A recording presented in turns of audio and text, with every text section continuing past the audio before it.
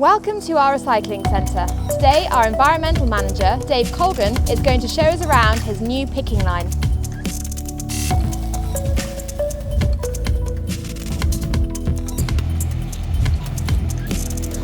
So the picking line is our new recycling installation, which is going to help us get to the 2025 zero waste to landfill target.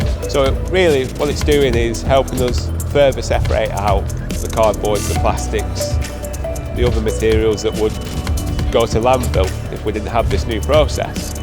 So the process consists of a wheelie bin tipper. So the wheelie bin tipper basically is tipping the waste onto the line. Then we've got our guys on the picking station, all ready to go.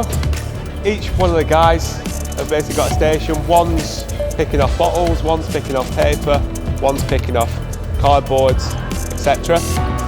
Following that process, we've then got the magnet, which is taking obviously the magnetic metals, dropping them into chute.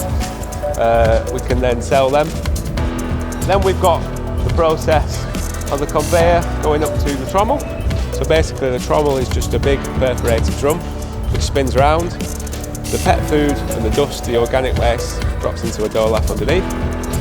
This then goes to waste to energy plants, so it generates electricity, so it's green, it's renewable, it's recycled.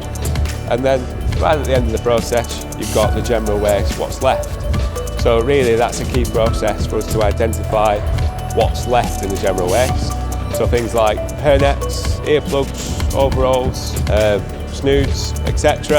Obviously these disposable items, we need to then change them to permanent solutions. And also what we've identified is large tonnages of pet food packaging that's currently not recyclable, so we then need to look at recyclable pet food packaging. That's the process.